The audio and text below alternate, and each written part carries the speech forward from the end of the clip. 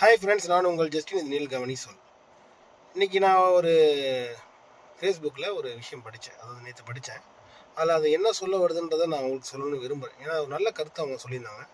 என்னென்னா, இன்றைக்கி கல்வி முறை வந்து ஒரு பாதுகாப்பான கல்வி முறைன்னா அது வந்து பணம் சம்பாதிப்பதற்கான ஒரு ஒரு டூல் மாதிரி தான் அதை யூஸ் பண்ணுறாங்க. படித்தா இன்ஜினியர் ஆகலாம், டாக்டர் ஆகலாம், ஒரு பைலட் ஆகலாம், அது மூலமாக நிறைய பணம் சம்பாதிக்கலாம்னு சொல்லி தராங்க. தவிர படிப்பு மூலிமா நீ என்ன கற்றுக்கிற, உன் வாழ்க்கைக்கு அது எந்த அளவுக்கு பயன்படுது, வந்து உன்னை எப்படி இந்த கல்வி வந்து உன்னை பாதுகாக்குதுன்னு. ஏன்னா ஒரு சின்ன எக்ஸாம்பிள் சொன்னால், ஒரு எர்த்குவேக் வருது, குழந்தைங்க அடுத்து என்ன பண்ணணும், ஒரு பூகம்பம் வந்துச்சுன்னா என்ன பண்ணணும், திடீர்னு ஃப்ளட்டு வந்தால் என்ன பண்ணணும், அந்த நேரத்தில் குழந்தைங்க என்ன செய்யணும். சரி, திடீர்னு ஒரு பூச்சி வந்துச்சு வீட்டுக்குள்ளே, ஒரு தேலோ கரப்பானோ வந்துச்சு, என்ன செய்யணும், அந்த விட்டு எப்படி நகரணும், ஒரு நாய் நம்மளை துரத்துது, ஒரு குழந்தைய துரத்துது, அந்த குழந்தை என்ன பண்ணணும், அந்த சின்ன பிள்ளை என்ன பண்ணணும்.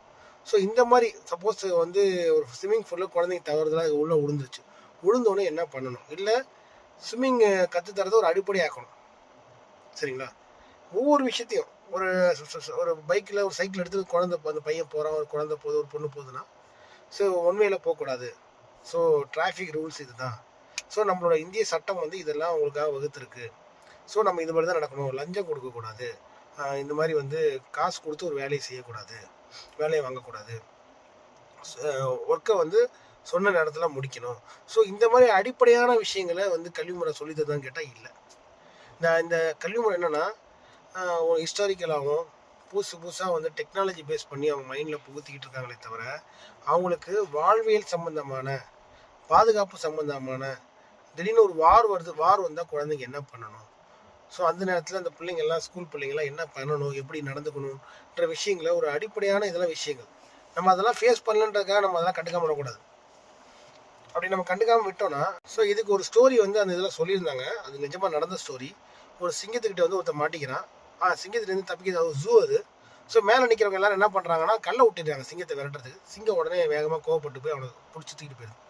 ஸோ அங்கே என்ன பண்ணியிருக்கணும், ஒரு துணியை எடுத்து எரித்து சிங்கத்துக்கு முன்னாடி போட்டு தான் அது நெருப்பை பார்த்து பயந்து ஓடி இருக்கும், அவனை சேவ் பண்ணியிருக்கலான்றது ஒரு ஐடியாலஜி.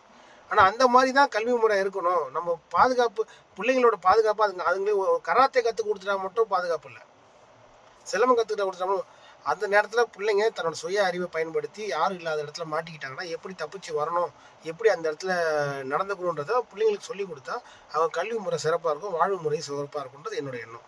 ஸோ அதுலேருந்து அந்த கருத்தை நான் தெரிஞ்சுக்கிட்டேன். இப்போ என் பிள்ளைங்களுக்குமே நான் அதை தான் சொல்லணும்னு நினைக்கிறேன். திடீர்னு கேஸ் ஆஃப் ஆகிடுச்சு, உடனே அம்மாட்ட வந்து இன்ஃபார்ம் பண்ணணும், நம்மளே போய் ஆஃப் பண்ணக்கூடாது, அணைக்கக்கூடாது. இந்த மாதிரி விஷயங்கள்லாம் அந்த பிள்ளைங்களுக்கு சொல்லி கொடுத்தா நல்லாயிருக்கும். ஸோ இந்த கல்வி முறைப்படி நம்ம பிள்ளைங்களுக்கு நம்ம நடத்தணும்னா வாழ்வில் நல்லாயிருக்கும். நன்றி, வணக்கம். தேங்க்யூ.